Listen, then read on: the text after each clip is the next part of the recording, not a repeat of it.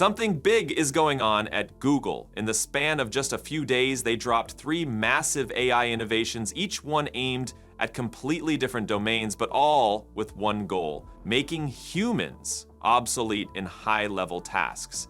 We're talking about writing deep research reports, building real machine learning pipelines, and mapping the entire Earth like a virtual satellite. Let's begin right at the top with a system known as TTDR, or Test Time Diffusion Deep Researcher. The name might sound like a bit of a puzzle, but what it does is a major leap in making AI behave like an actual human researcher. See, most AI agents that generate research reports are just a bunch of tools duct taped together.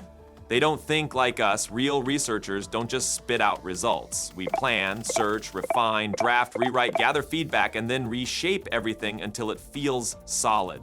TTD DR mimics that process. It treats the whole research journey as a kind of diffusion process, like slowly cleaning up a blurry image until the final version becomes crystal clear. Only here it starts with a rough research draft, and that draft keeps evolving with every step. What's clever is that it doesn't just rely on a fixed database or internal knowledge. TTDDR pulls in external info at every single stage using a retrieval system that helps the AI improve the draft as it goes.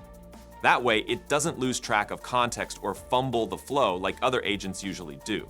Each draft version becomes the foundation for the next, just like we do when writing a paper. Google tested it on some seriously tough benchmarks that demand multi-step reasoning and in-depth search. Think complex research questions that can't be answered with a quick summary. And the results? It beat OpenAI's deep research system almost across the board. On long-form reports, TTDDR won nearly 3/4 of head-to-head comparisons. Even on datasets with short-form answers, it still outperformed OpenAI by close to 8% in some cases. It also ranked higher in helpfulness and comprehensiveness, especially for those multi-hop, layered tasks where most agents fall apart. It runs through 3 major stages: planning, iterative search, and final report writing, each one powered by its own set of small agents and workflows that self-improve using something Google calls self-evolution.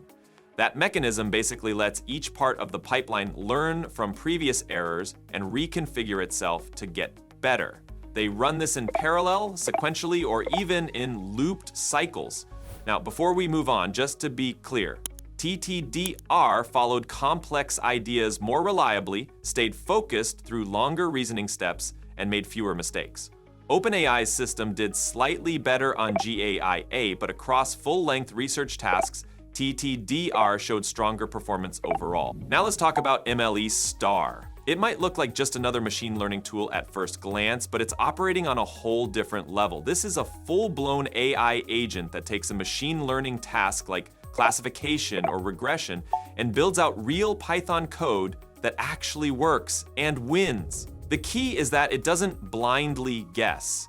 It starts by searching the web for relevant models, not whatever was trending in 2017, but the newest and most competitive models like Vision, Transformer, or EfficientNet, depending on the data type. So instead of defaulting to outdated stuff like residual network or only using scikit-learn out of habit, it adapts to the task in front of it. But what makes MLE Star dangerous, in a good way, is how it refines its code. After generating a basic pipeline, it carefully tests each component to find what actually drives performance. It focuses on the most impactful part and starts refining from there. Maybe it's feature engineering, maybe it's how the model ensemble is built. Once it finds the key piece, it zooms in on just that and iteratively experiments with different strategies, reflecting on past results. And yeah, it keeps looping that refinement until it hits gold. And when it comes to ensembles, MLE Star goes further by creating its own merging strategies instead of relying on simple voting. It proposes several candidate models, merges them using ensemble logic it creates on the fly, and then tweaks that logic based on results from earlier runs. No cookie-cutter voting. This is dynamic optimization, agent style, to keep things from breaking. And this is a huge problem with large language model generated code. Google added 3 safety nets: a debugging agent to handle execution errors, a data leakage checker that scans for common security issues like accidentally using test data in training, and a data usage checker that ensures the model actually uses all the data sources provided. You'd be surprised how many models skip over JavaScript object notation files or ignore satellite imagery just because comma-separated values are easier. They tested MLE Star on Kaggle tasks from a benchmark called MLE Bench Lite.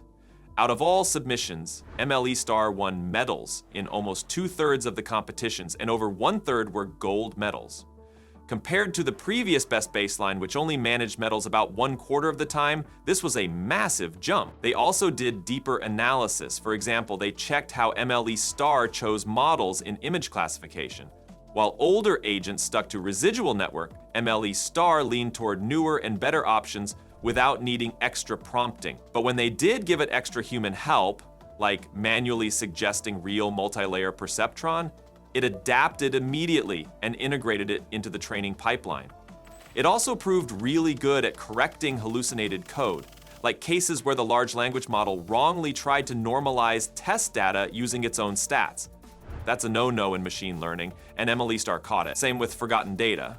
It double-checked the task description and made sure everything was pulled in and used properly. So yeah, this goes way beyond just generating code. It handles the entire process with built-in checks, smart refinement, and real flexibility. And since the code base is open source, anyone can start using it right now through Google's Agent Development Kit. Now let's go even bigger, like planet size. This one's called Alpha Earth Foundations, or AEF, and it's DeepMind's answer to a problem we've had for decades: how to actually make sense of all the data pouring in from Earth observation satellites, climate models, drones, in-field sensors, radar scans, and more. There's just too much of it and too little labeled data to match. Satellites can give us images of floods or forests, but unless you have accurate ground truth labels, they're hard to use for real-world mapping. That's where AEF comes in. It's basically what they're calling a virtual satellite, an AI model that doesn't rely on waiting for the next satellite pass. Instead, it creates global geospatial layers from all the Earth observation data we have and turns them into what they call embedding fields. These fields are 10 by 10 meters in resolution, cover the entire globe, and go all the way back to 2017.